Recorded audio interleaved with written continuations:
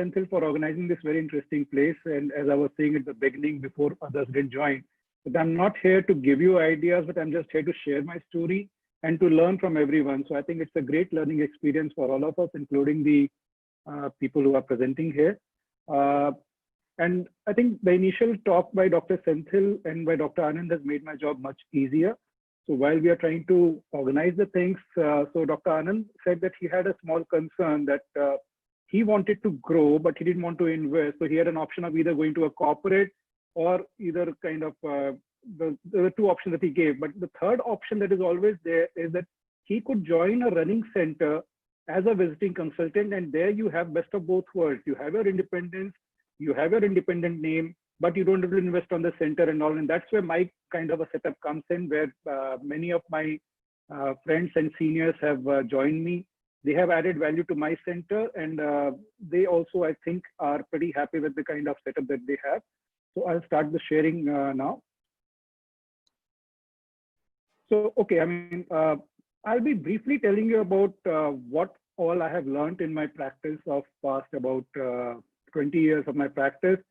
And a few of them happened by plan, a few of them happened by default. So, you know, it's not that I planned out everything for my life very, very properly, but some things happened to my benefit. I took advantage of that. Some things didn't happen my way. I learned from that. So, you know, it had been a great learning experience of life, and I just wanted to share that with you. So the group practice, as we know, can be two types. One is that the multiple owners model, the way Dr. Anand has explained, that there are multiple owners that are there. So they have got equal skin in the game. They all decide together what happens to the center. And there is a revenue sharing model that they can decide upon. And the other option of group practice can be a single owner, where there is one owner who kind of sets up the whole place, sets the proper setups and the rules, and the others come and use the facilities. So I'll be discussing about the second model, but having some experience of the first model, I'll be just taking you through my life journey a bit to get a bit of a feel of what I mean. So I basically belong to a small town, now become very famous, Varanasi. I basically did my schooling from there, and I come from a business family. So there's no one in my family who's a doctor or a professional even. I joined my MBBS in 1989. I was not even 17 years of age when I joined my MBBS. And after finishing my MBBS, I did my MD again from RP Center only, which I continued till, which I finished in May 1998. Actually, I had to drop 6 months because of my father's heart surgery. So I took 3.5 years to finish my PG. And then my senior residency post was getting vacant in somewhere in December 1998. So I had some free time with me. So I utilized that free time to learn something else. So I did a bit of observership in Squint section of RP Center. Went to UK, did an observership there for a month, and then took my FRCS exam. So I finished my FRCS in December 98 before joining my senior residency. So I utilized that period that I had with me. And then after that, I did my senior residency from the retina unit in RP Center again till 2001 December. So 24th December happened to be my last day of job at RP Center. And around the last few months of my senior residency, we decided to think about how to go about in practice. I was very clear I didn't want to join a government job because the kind of person that I am, I could not live under someone because, you know, there were lots of ills that were there with the system that I felt. So I didn't want to keep complaining that this is not happening okay, that is not happening okay. So I thought if I have to complain, I might as well be someone who can take care of that thing and improve that also. So I wanted to be my own boss. And I wanted to run the things my own way. If I was not happy with something, I wanted to be able to correct that. And also being from a business family, I had a bit of a financial backing as well. So, and a bit of Marwadi Khoon in my blood, so I could take care of the business part of it also. So I decided to start my practice. The options for me were either I stay in Delhi, I go to UK because I had an FRCS, go back to Varanasi because where my hometown was there, or try out for USA. But then ultimately decided to stay back in Delhi only. I established a retina setup in December 2001, along with my colleague. So both of us formed a group.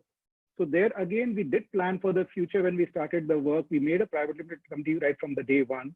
And both of us had a very similar kind of a concept the way Dr. Anand said. We had equal investment and we had equal sharing of the profits. And it was not based on who is doing how much of work, and with the equal commitment and everything. And when we started our retina setup, the question in 2001 was that if we do phaco, the people won't refer your retina cases to you. Something like what Dr. Anand also said about his retina colleague joining them. But we decided that we are going to be honest. Since we know our phaco, we would continue to do our phaco, but we are going to be very transparent. Our referring people would know that we do phaco, but any patient who gets referred to us for retina would not be given an option of phaco at our center. They would be actively sent back to the referring person. So we decided to maintain that clarity from the day one. So any patient who came for retina, if he had any other problems, we would say, yeah, go back to your own doctor. He is going to advise you about anything else but retina. So that ethics we always kind of followed right from 2001. And that is what sometime later on when we have the kind of setup that I have makes the things very comfortable, because I've got a goodwill of 20 years behind me. So people who come to me to my center know that these people are not going to be poaching my patients. He is not going to be trying to tell them that, okay, yeah, you can come directly to me, I will do it cheaper for you.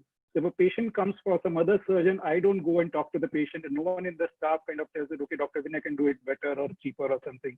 So that goodwill that we generated, because being a retina surgeon, being someone who was in a referral practice, has helped us in this kind of a model as well. And then LASIK, we did not have any idea during our training in RP Center, but that we learned in the practice. And then slowly as our numbers built up, we kind of started our LASIK center also. There's an interesting story about LASIK. We used to take our patients to a neutral center, but then what I realized is that that center was not fully honest. They would do the thing that we would never do. They would talk to the patient and attendants and tell them, if you come directly to us, we would kind of do it cheaper or something like that. So that is something that disturbed us. So we decided that, fine, we are going to be moving our patients from that center to another center. And then slowly, because of that jolt that we got, we decided to put up our own LASIK machine also. So I think sometimes whenever you face a problem, you can always look an opportunity out there. If that person would not have kind of, I would say, cheated me, I would not be having a femto LASIK center at my own place. So there's always an opportunity in every crisis that I see. Then later on, the other specialists also started to join us. And there was a time when one of our teachers from AIIMS, Professor Batheria, who happens to be attending this webinar also, sir, when he came back from Middle East, and he is the master orbit oculoplasty surgeon, and he was very nice and gracious enough to join our practice. And that was a big morale booster for us, that small time people like us could have a big person like him and a genuine guy like him joining us. So then more and more people, as we kept growing bigger, I mean, we started adding more consultants. So we added other specialties also besides the regular retina work that we were doing. And as of now, I'm very proud to say that my team has got about 10, 11 doctors. So besides myself, who take care of retina, lasers, and LASIK and phaco, Professor Batheria is there, who is our head oculoplasty, and he's a very, very fine surgeon, and he was a head of oculoplasty unit in RP Center, and I think he has trained more than 50% of oculoplasty people practicing in our country. So, and he loves to teach, and it's an honor to have him with us. Then Dr. Vivek Pal, who had a roaring practice in Daryaganj, he decided to kind of close down his practice, and we were there waiting for him because he could find our center where every facility was available, all the systems were in place, all the TPAs, panels, NABH, everything was there, and the transparent working place was there. So he has shifted his whole practice to our place. Since he had a larger volume, we decided to create a separate basement, in our basement area, separate OPD and optometry setup for him. So he's doing his cases at our center with a win-win for both of us. Then we are also very proud to have Dr. Satish Gupta, who was the medical director of Venu Eye Institute, and an excellent human being besides being an innovator. Many of the equipments that you see from Madhu Instruments are all his ideas, and a very, very humble soul. And he's one person who does everything, cataract, LASIK, cataract and retina and whatever. And he has also joined us, and we are very proud to have him. And Dr. Amrita is my batchmate from MBBS days, and she takes care of our squint, pediatric, and glaucoma besides doing the regular cataract. Then Dr. Anita Sethi is another senior from RP Center again, and I'm very proud that ma'am, she's a HOD of Fortis in Gurgaon, but for all her Delhi patients, she has shifted all her work to my center. So she does her OPDs and procedures and surgeries, everything at my place. Then we have got Dr. Surabhi Dutt, who is our cornea specialist, and she is also doing her OPDs and regular work here. Mayank is another junior from AIMS. He's a vitreoretina person and he's also involved in research. Then we've got two very dedicated workers with us, Dr. Prachi and Dr. Bharat. Both of them have joined us full time. And these two people are on a salary basis. These people are on a salary basis, and they are the regular workers. So now let's come to the comparison of the two models that we have. In multiple owners model, the way Dr. Anand has defined, the administrative responsibilities are shared. So that is a positive of a multiple owners model, that you are alone, not having to do all the decision making, and you may complement each other's weaknesses. So if, like initially when I started, I was not very good at marketing part of it, but I was very strong systems guy. My partner was good at marketing and he was weak at the system. So therefore you kind of complement each other. That is definitely there. And the level of commitment is much higher in your partner compared to your employee or a visiting consultant. But later on, what happens is, I would disagree with Dr. Anand that if first 1 or 2 years the problems don't happen, later it would never happen. Actually, it is the other way around. And as Dr. Tejas said, it is like a marriage. Initially, people try to adjust with each other, but there comes a time when sometimes, the decision-making becomes difficult, and then your own ego thing comes in. And there are other people who join your organization who try to do some kind of funny businesses there. So sometimes having a good, proper written down plan in action is important. The decision-making may become difficult in the later stages because, say you have got a certain amount of funds and you want to invest in a particular machine. So if you have got an anterior segment person and a posterior segment person both working together, the anterior segment person might want to invest in something that improves his work, and the posterior segment might want in something else. So I think those kind of clashes are likely to happen in this multiple owner thing. Then the personality and the ego issues may also come in. So in a single user thing, there's a clear-cut chain of command, and there's one person who's responsible for what is happening in your organization. The implementation of changes and decisions are much more easier. And when the visiting consultants are coming to you, it is also much easier because they understand that there's only one system that is going on. So there's not too much of confusion that may happen otherwise. And you can also enforce your organizational, ethical, and functional atmosphere in a more proper way. Could we have Mr. Amit on mute, please? And the investment decisions are more based on the needs and productivity of the setup rather than on which specialty the owners belong to. So the visiting consultants can be of three types. One type is those who provide specialty care in your center. So those are the places where you would be referring the patient. Say, for example, for oculoplasty, I'll be referring to Dr. Batheria, or for cornea, I'll be referring to Dr. Surbi, for glaucoma, I'll be referring to Amrita. But some of them are who are there, who are bringing their own patients. They use your OPD investigation and IPD services like the other doctors I showed you. And besides these, there are many more who are not there on your website because they are not running their regular OPDs there, but they bring in their patients for their investigations and for their surgical things. They take use of your TPAs and the panels and the other facilities. So there are three types of visiting consultants that you can have. Now, what do the visiting consultants have in my kind of a setup? They get cross referrals. So when they're coming here as a cornea specialist, they will get referrals from other people also. There's no administrative hassles they have to take care of. The equipments and technologies get upgraded more regularly because there are more people using it. So it makes sense to buy more equipment better, which an individual practitioner cannot do. The TPAs, panels, NABH, and all the other regulatory requirements are taken care of, especially now with COVID also coming in. It is becoming more and more difficult to run a nursing home. So for me, I have no choice but to do that. But them, they don't have to do all those hassles. They are getting a place where all these things are taken care of. And there's no pressure of staff management, salaries, inventory, CMC, AMC, or any other thing. And sometimes if you really see, the take home of this might even be better than what they would have taken in from their own setup if we kind of do the proper analysis. But before a visiting consultant comes to you, he has certain expectations and fears which you have to take care of. There has to be absolutely no poaching of their patients. So they have to be very clear that, when my patients go there, I don't lose my patients. And that is where somewhere my practice, because of being a retina person, because of being used to that concept that if a patient comes to me, I have to refer the patient back. And that credibility has come to my benefit. They need proper due respect. So if they are there at your organization, they must get the proper respect. They should be given the due credit and the due respect out there.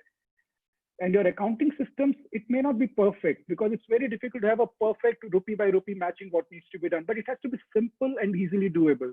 And you have to have that kind of a concept that a few thousand rupees here or there, you lose, that's not a problem. But as long as the concepts are clear and transparent, that is more important, because the disputes happen for small money and that should not happen there. The transparency of system is important, and the organization should have a good culture of safety and ethical practice, because a person who is coming to you will come to you only if you are relatively matching his ethics practice. So, right. So I'm fortunate that most of the people, all the people who are coming to me are with the same kind of an ethical background that I like to follow. For the center and for the owner, the advantages are we get more revenues and more footfalls, and that definitely is a big advantage. More footfalls means your center gets a better name, you get your own internal publicity happening. You don't have to spend too much of money on your publicities, because if there are 70, 100 people coming to your center on a daily basis, you are going to have your own publicity with that. Faster return on investments that is there, and therefore whenever you're buying a machine, you can recover the cost much faster compared to what you would be able to do if it's an individual practice. And you can always upgrade the machines better.